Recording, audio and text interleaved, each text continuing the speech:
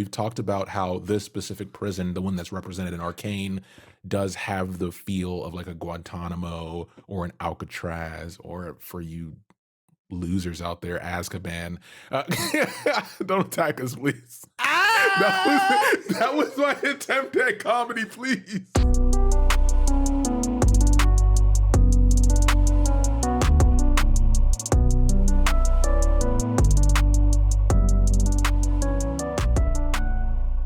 Welcome to Casuals of Runeterra, Arcane Council Archives, Warden's Write-Ups. We're doing another episode in the special of the Archives here, and I'm your host, Ryan, here with the other host, Hedge. That's right. You cannot give us all of this written documentation and expect us to just ignore it. Not in this podcast. I know, right? Housekeeping up top, as always. You guys are used to it. You can listen to us everywhere. If you're listening to us somewhere at the moment, you can pick a different location. We're there. Visit us at podcastcore.com for all of our info, and then follow us on any platform you prefer, whatever works best. And then you can send us an email at podcastcore@gmail.com. Leave a like, follow, short review / comment wherever you choose to follow. But the easiest way is to tell a friend that if they do the crime, they do the time by listening to the Casuals of Runeterra podcast. That's not doing the time. We will help the time go by faster. We are not a punishment.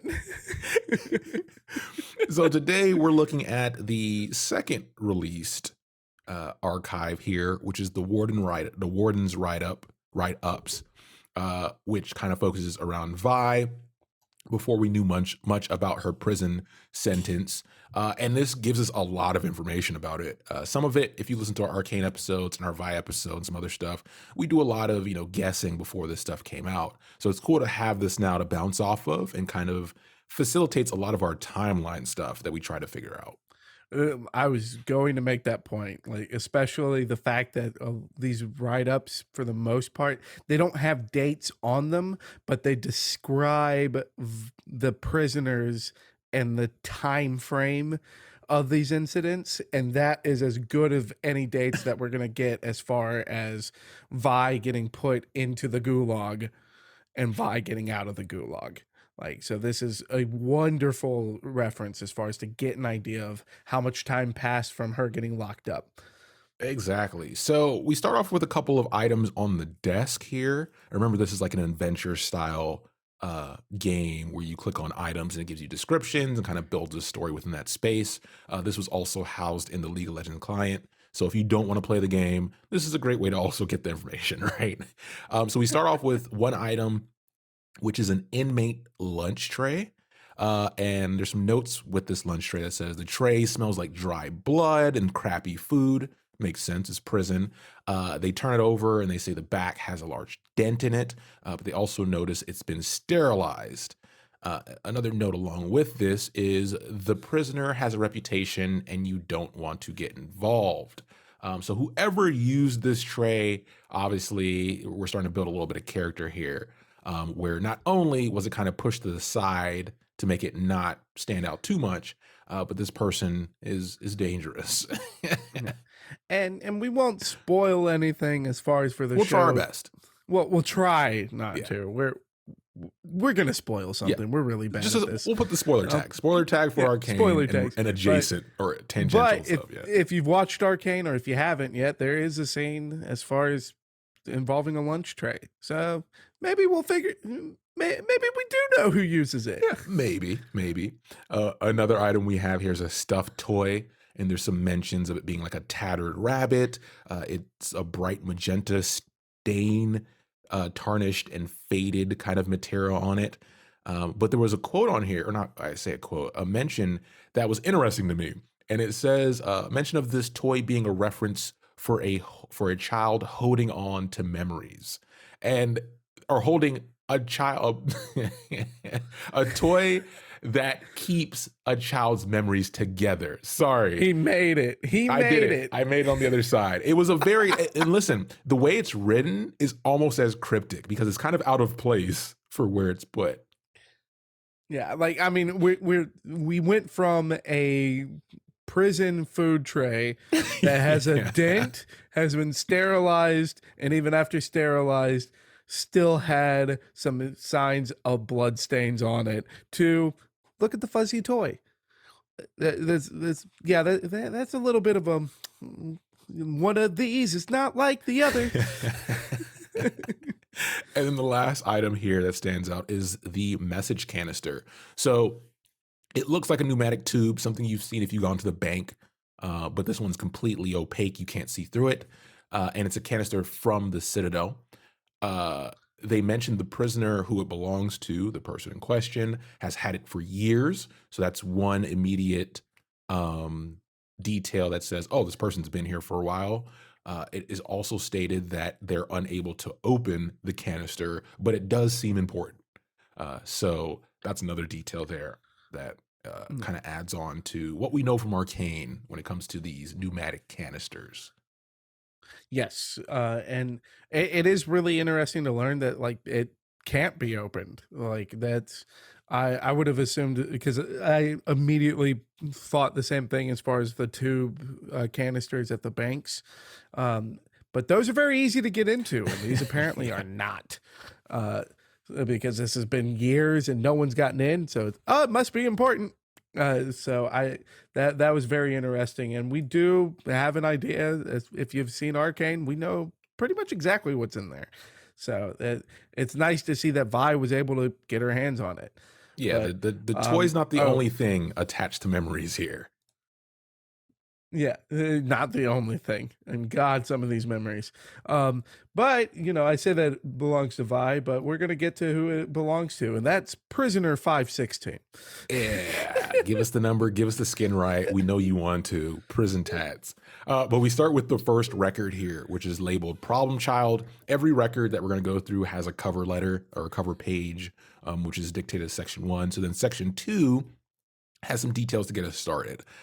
So we have everything is redacted on this besides the prisoner number, which is 516, and redacted means it's blacked out or removed from the document, so we don't know. There at this point is no ward or cell assigned to this prisoner, but we do know that prisoner has a class 3 misconduct and a charge of insolence and attempted escape, which is a good start. Yeah, the first thing that you want to do as far as when you're putting yourself into a place of high supervision and the potential solitary confinement is to put yourself on the radar. Yeah, don't keep a low profile. Make it known. That's the last thing that you want to do. Now, as far as like the only thing that I don't want to miss as far as the cover page, because for a lot of the cover pages, they only have like little tidbits, but they pretty much just repeat the same things over again, and it's very bureaucratic. So it is check box for yes or no, blah blah blah. But there is a note as far as on the front, which is prior to the prisoner's escape attempt, she was heard muttering about some type of powdered substance. Yeah. And boy, that I had a chuckle when I read that, while also just like a nice little twang on my heartstrings at the same time. It was just like, God, like I would probably say the same thing if I had no idea what was going on. It was just like, hey, shut up. Yeah, go ahead. Shut up. You're not getting any powder in here. I love how it's labeled investigate further too. So following this, we have a description of malfeasance, which is a great word and should be used more. Mm-hmm. But it's describing the first altercation that's seen with this prisoner outside, the other stuff that's been mentioned so far. But it mentions during an escort through hallway A2 on the entrance level, the prisoner suffocated Enforcer 703. Enforcers 309 and 400 had to re-restrain multiple times 516.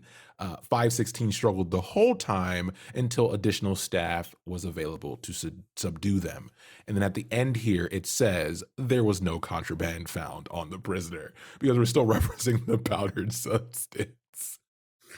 They're like, if she's doing all this shit, there has to be some powdered substance. She took out how many enforcers? Enough. I know angel dust when I hear angel dust. And you know they don't get paid enough. No, dear God, they don't.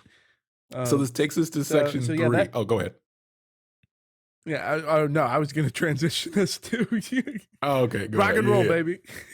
Section 3 here Yeah. is the next one, and we get some more details about Vi, as we know is 516 at this point. We have the prisoner is around 17 years old, no formal record of any sort, so no identification to justify this. But from our previous episodes, we've talked about this. Go listen to the Arcane stuff. We think it's probably like 2 years after Vander dies. We might contradict this as we move forward because there's more details that are added. But they also mention she's short, or she has short pink hair, blue eyes, and is female. And then something that struck from the record here is prisoner matches description for the suspect in apartment explosion earlier this week. Now, this is where it becomes a bit confusing, at least for me. And Hedge, obviously, we're going to get your input here. But as we know from the story of Arcane, remember, the archives are directly related to Arcane. They're released at the same time. There's no way that if this was, 2 years after Vander's death, we kind of thought Vi was around 15, 14, 16 in that area during this, from our guess. That would mean that she was 17 in that scene from Arcane. And I don't believe that, just based on visuals. What do you think? I mean, like, I think the because the thing that I'm going to harp on as far as with the paperwork here is that it has it written down as approximate age. Yeah.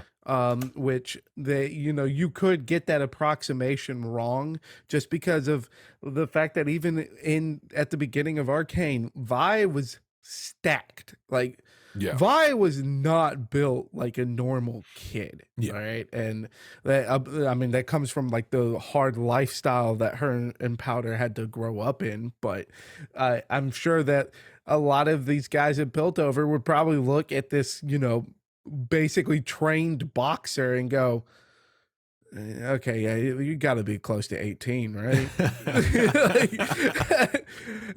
and then you watch said boxer take out 3 enforcers talking about Powder. Yeah. Yeah, no, we did not get our asses beat by some 15-year-old. True. So yeah, this is the first kind of rough part with the aging. We get a little bit more clear of an example as we move forward in the timeline to kind of give us like her prison length, which I think got damn near close to in Arcane. So, a little pat on the back for us. But we have some comments here. Hey. So some additional comments from the Enforcer is that Enforcer 703 underestimated the prisoner's strength due to size difference. So we know that comparatively to all the other prisoners, she's not that big. She's kind of an average sized, I guess, girl at this point. The prisoner's arms must now go behind their back instead of in front for future escorts for obvious reasons.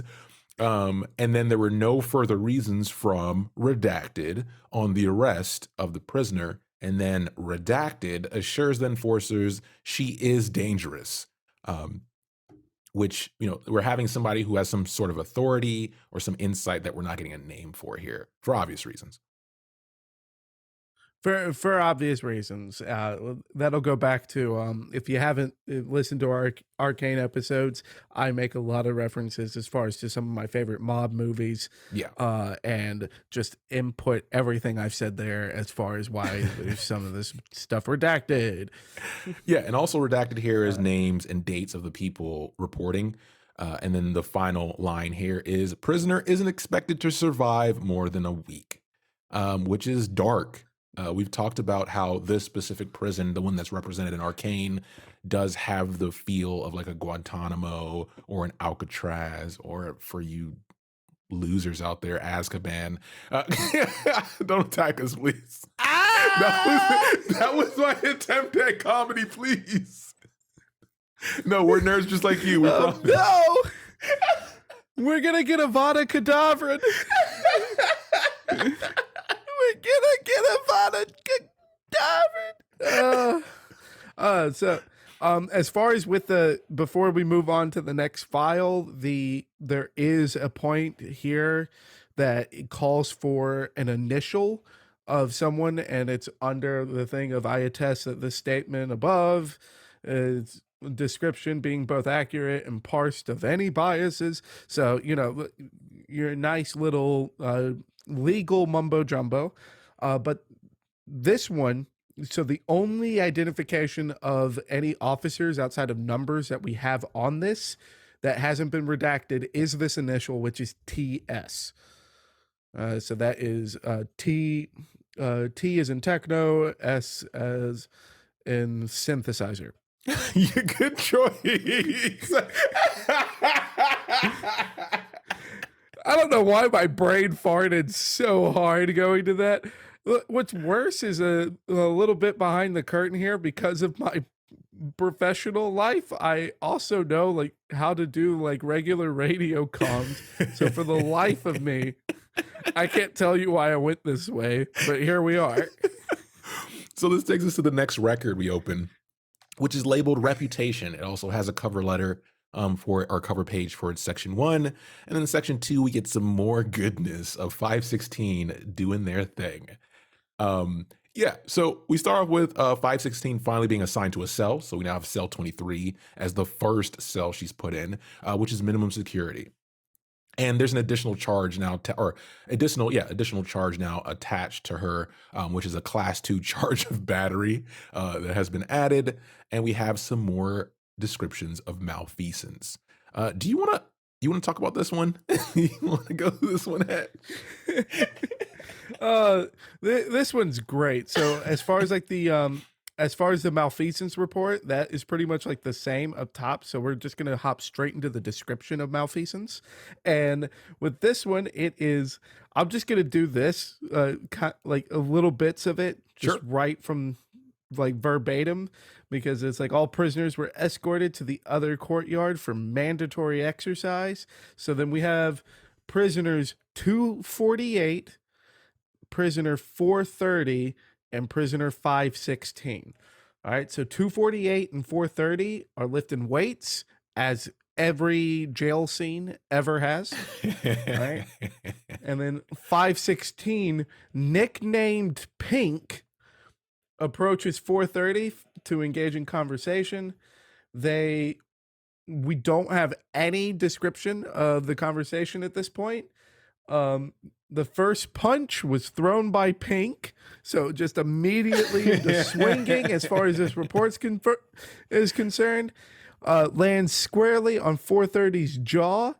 430 swings back, exchanging several blows before taking a heavy hit to the stomach and falling to one knee. The commotion alerts 248, who is lifting weights. He turns to face the fight behind him. Pink switches focus to 248 and applies her body weight to the top of the barbell. So we're at the recess yard, lifting weights. Words are exchanged. Vi decks a dude and then starts choking another dude with the weights. So yeah, I think the malfeasance of battery stands. yeah, it's crazy. So she applies herself on top of this weight, right? And obviously, because we know the size difference of the average prisoner, the guy slowly starts pushing her up and off, even though she's on top, right? And then the other guy who was keeled over is now getting up as well. And something that's mentioned is that she doesn't back down now that they both are alert. She then has a trained fighting stance. And this results in both these men laying on the concrete unconscious by the time the wardens get involved. She's apprehended without any issue. After this, she doesn't really resist once the guards show up. And only thing she says is, "I got all I wanted." And once again, no contraband found. Yeah, because we still got to look for this powder. We still got to find this fucking powder. I read her file. Also, can we just point out like how mega Chad this whole report is that, a young woman in Vi decks 2 full-grown prisoners and then looks at the guard and says, "I got all I wanted." Like, if that is not some Omega Chad levels of badassery, I don't know what is. Yeah. So we then, after this, get another description of her physical presence at this point. So the prisoner is physically strong now, around an age of 20 years. So far we're at 3 years in prison based on the math they've given us, which is already a longer time than I think most people expected. She has several tattoos, all inked by herself. And this is a question because in the photos and in the show, she has a lot of tattoos on her back. Come on. How? I'm with you there. I'm with you there. Come on, please. You guys are reaching a bit, Rito. That's a little bit. Yeah. A little bit. Yes, I'm sure that there are plenty of prisoners who've inked their own tattoos on their arms, Yeah. chest, or legs. You do not get the full Yakuza back drip without some help. Exactly. Period. One thing I do want to say, though, I think because she does have so many tattoos as we see in the show, they should release like either a picture of her back or kind of release the tattoos as a fan thing so that we can figure out some meanings and kind of do more lore stuff behind it, right? I think that'll be cool, right? Because they all mean something to her. Yeah. I mean, and not only would we be able to get the lore stuff just because of the tattoos that she would have inked herself, but like Arcane has just given us so much more information. Like now we have childhood friends, like confirmed Echo being a childhood friend. And we have like Clagger and Milo at the first act of Arcane. So are any of these tattoos connected to these new characters? Are these tattoos going to be connected to Echo? Like, we want to see these so that we can at least have fun trying to put the picture together. So then we get two more comments here, which is every report so far about 516 or involving her has been instigated by her. And then also these attacks were against undercity criminals. So it's not an indiscriminate behavior type thing. We get some additional comments. Then, go ahead. Sorry. Yeah, it's not an indiscriminate thing. And when we get deeper into these files, it's always written down as an indiscriminate thing. Yeah. So I don't think these prisoner wardens know what they're doing, or they're just scared. So we get some more comments here. We have Officer Redacted requested access to conversation transcripts from that courtyard incident. So we have the actions, but we don't have the courtyard comments yet. So we'll get those. And then I made it sound like we are wardens. Sorry. No. Down with the proletariat. So 516 also is seeking or seeks information that could be damning to the organization. So they'll keep an eye on that as well. So now, she's fully in their focus. We move on to section 14, which is the last section of this record, and it now has the conversation. We have it broken down a little bit here. So essentially, 516 tells the two prisoners that she knows what they're in for, and she knows that they work for Soko. We know who Soko is from Arcane. Then we have that 516 asks where Powder is, and they say they have no idea who that is, and they don't care. And that's when the first punch is thrown, and the Benny Hill theme begins to play in the background. So that's kind of the breakdown of what we saw versus heard, right? 100% Benny Hill theme. And there's no doubt that it's a Benny Hill theme.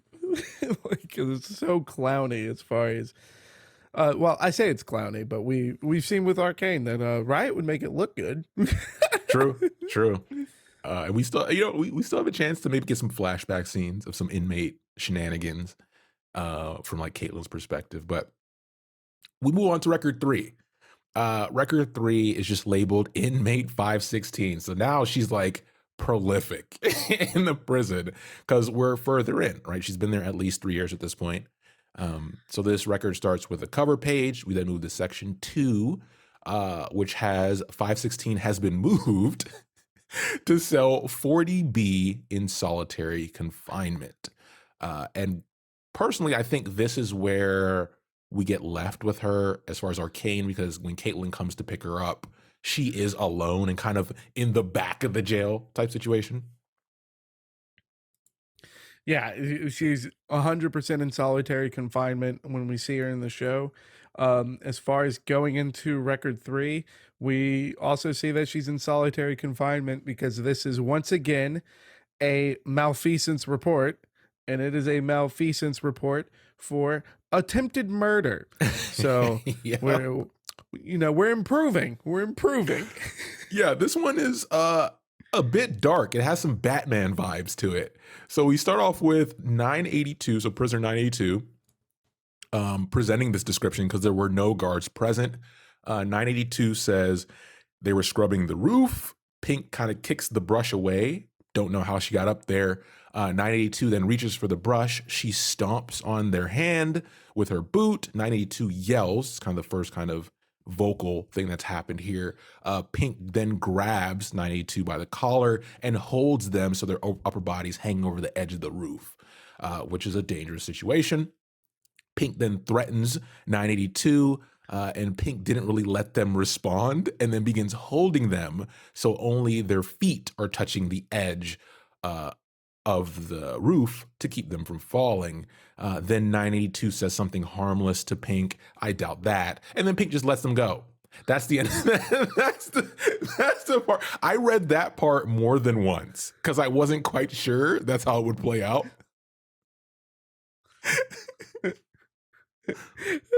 I love how it's written here too, because it is Pink lets go of 982's collar, and it's like, oh, she let him go. So, no. End of prisoner testimony. And then after prisoner testimony, prisoner 982 was discovered on the courtyard grounds suffering from multiple bone fractures. And it's like, oh, she let him go off the building. It's so good. And then we have, obviously after another malfeasance, contraband found this time. They finally got to the bottom of it, but it's not what they thought. They end up finding small concealed blades. They found powder!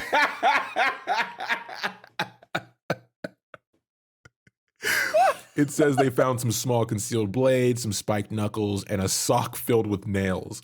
But one note they add is that these were found during a cell search, but all the weapons were identified as those used against 516 in these prior conflicts. So that's a little interesting twist.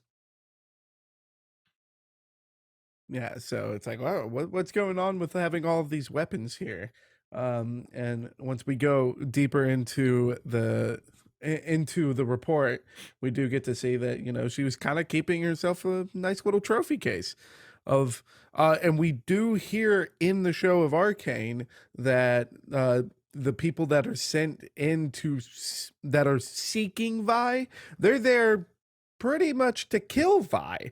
So that it's going to be one of those things of like, okay, she wasn't kidding. She's got the receipts. Exactly. There are people coming in there after her. Exactly. Remember, Vi's smart. She's strong, but she's also smart when it comes to like living this type of life of always having to fight. So section 3 here, we then get another in our final description of the prisoner in these documents. And now, I mean, the prisoner is strong, but she's muscular and lean and in their early 20s. So I'm putting it at probably around 23 based on the pacing of the rest of the reports and what we have up to this point. And that would put it at almost 6 years in prison, which fits our guess, which we didn't think, because we mentioned like 5 to 6 years during our Arcane episode stuff. You can fact check us on that. But yeah, that's pretty insane when you factor in everything that happens in Arcane afterwards, right? Like that can fuck somebody up. Yeah, absolutely. Yeah. I mean, we get to see in the show that like Vi doesn't come out of it unscathed. Yeah. She doesn't come out of it like fully there. It's just outshone by the fact that Powder comes out of it a lot worse. Exactly. Another thing that nails down this time frame for us was that this makes sense when you think about Marcus's daughter, who we do get screen time of. So when we do see his daughter, she seems to be around the age of like 5 or 6. which would make sense based on how Marcus has aged and when Vi gets out of prison through Caitlin. So, yeah, that's great job on the archives for giving us some really important information. Yeah, and great for us too. Like, hey, we kind of pieced that together without having this backup Yeah, knowledge to yeah. fall on. So I think we did great too. So once again, let us pat our backs. So some more details we have here in the description of the prisoner. Prisoner now has this reputation in Stillwater, which is the name of the prison. The new inmates now avoid her. So once again, reputation. They avoid her at all cost. She's now an OG. Prisoners only still targets undercity criminals. And the prisoner is extremely tolerant of interrogation. She seems to enjoy these conversations. So it's gotten to the point where it's almost like they use interrogations with 516 as like a hazing technique for newer wardens because they never enjoy it. They never get anything out of it either. Yeah, I mean, this is also going to be like the foundation that we get to see as far as Vi working with the wardens. Like, this is the way that she's able to pick up on how the wardens work, and this is what's going to make her such a good enforcer in the future. So it's nice to see that the foundation is being laid out for the character of Vi that we know in game. Yeah. We then get some comments here from the reporter, first relating to the original incident that started this off. Ladders are given to roof duty inmates and taken away after ascension to avoid escape. Makes sense. So they don't know how she got up there, which I thought was great and more ominous. Definitely more Batman vibes. 100% more Batman vibes, man. It's just like, the Vi signal. And then it mentions the contraband again that Hetch mentioned function as trophies. They nailed that down. They also refer, or 982 enforcers referring to 516 as having a strange bloodlust when it comes to these undercity criminals. But they also mentioned that she no longer references powder, and that made me sad because now that we know it's been 6 years, it hits a little bit more than it did in the past. Yeah, and I like there again. This is one of those situations of like feel the twang on my heartstring, Yeah. but I still have a chuckle because it says no longer references powder. Addiction to substance is cured.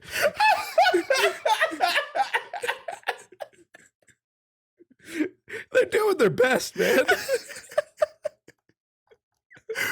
Oh man. So we move to section 4. And we get a little note here from someone named Redacted. We're guessing Marcus, but these are just verbatim, and I'm going to go through them pretty quickly. The first note says, I appreciate your discretion in the caretaking of prisoner 516. I will stress again that it is both our interest to not let word of her imprisonment reach beyond these walls. No court ruling involved, right? That's weird. It's kind of like, hey, prisoned without trial. We then get a second note here that says, it's a response. I hope this letter finds you well. Prisoner 516 case is one of our utmost importance here at Stillwater. We would hate for anything bad to happen to her while on our watch. She has made a lot of enemies. Not shady at all. Nah, totally fine. Everything's fine.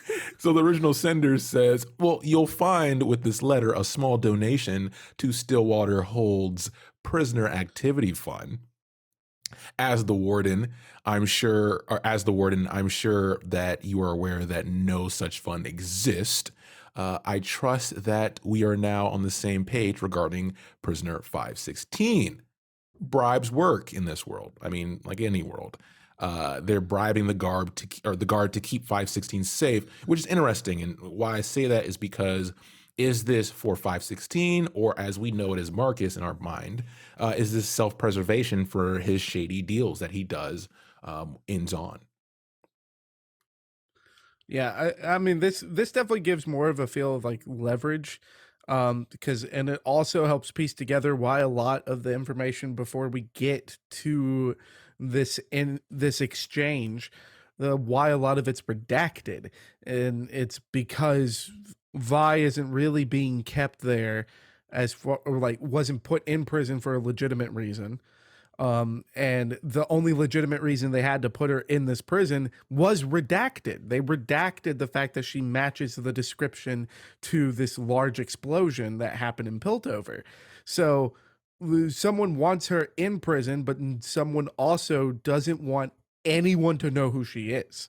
Yep. And that's why we got this hush money now. It was just like, no, stop asking questions. Just keep them alive and keep them locked up. Exactly. And the final note is the residents of Stillwater, thank you for your generosity. Bribery will get you everywhere, baby. So the final section to wrap this up is section 5. We start with a giant stamp on the front that says rejected reason, insufficient evidence, which is a great start to anything. We have a reportee here with an actual guard number, guard 711. And this is the first guard number we get that's not redacted, if I remember correctly. Once again, just call us out if we got that wrong. And this is probably around when Caitlin picks up Vi in the story, because this is towards the end of the reports, right? It just makes sense. Reason for transfer. Yeah. Prisoner has declined in character during imprisonment. That makes sense. 6 years of being falsely imprisoned will do that. 516 is also no longer hostile to the institution, but continues to seek out conflict. So that's good. She's sticking to what she knows. She's sticking to her ideals, but also not taking shit. We've talked about her kind of gaining a reputation. Yeah. And I mean, not just 6 years of wrongful imprisonment, but wrongful imprisonment where pretty much everyone in there that you see is out to get you. Because again, she was keeping trophies of all these people that tried to kill her. So yeah, 6 years of being hunted and you can't hide. Yeah, I'd be jacked up too. I'm not coming out of that okay. Yeah. They also mentioned that this has not only been a change in her, but this has led to a decreased morale amongst the guards, which feeds more into her safety. That's more of a political thing, right? But it also mentions that she's become a nightmare for guards, and they're literally people having nightmares about her. So confirmed, Vi is Nocturne. There you have it. That's what we do here at the Casuals Runeterra. Batman is Nocturne. Confirmed Batman is Nocturne.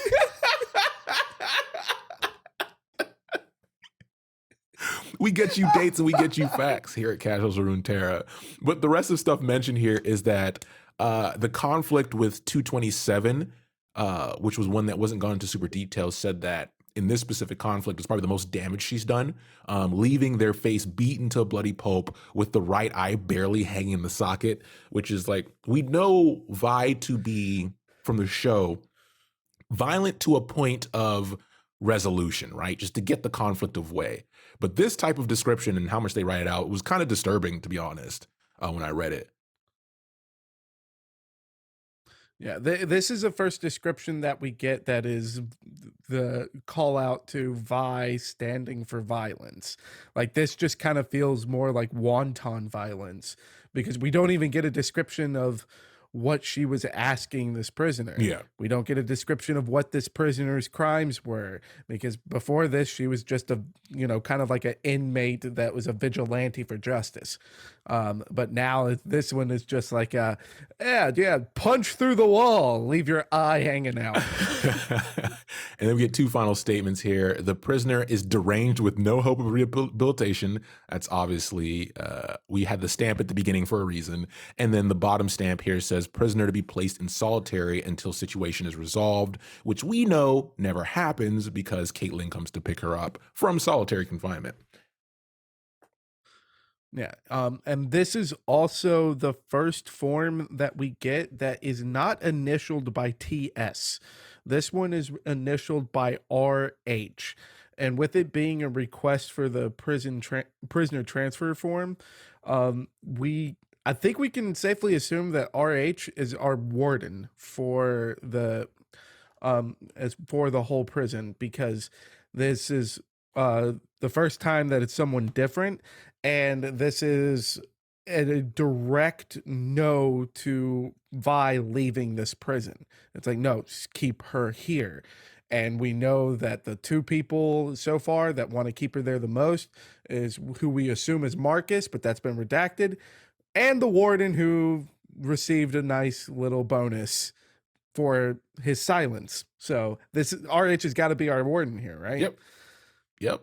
That's a great place to wrap it up. But yeah, so this one's been a little bit longer, but we had to get you these details because so far of the archives, this is a lot of information that directly relates to Arcane and fills in a lot of those gaps and kind of adds more seasoning to Vi's character as the reason she does things when she gets out of prison, right? And her veracity with how she approaches trying to get things resolved, because she essentially wasted so much time being in prison. I mean, it wasn't her fault, but she's making up for lost time in this sense. So great job, Riot. Once again. Yeah. Once again, great job. Also, I just give me a quick short of Vi dropping a dude off of a building. Please and thank you. So as always, we're going to have more coming. We're not done yet, but for now, thanks for listening. And we'll be back soon with the next episode. Take care, everybody.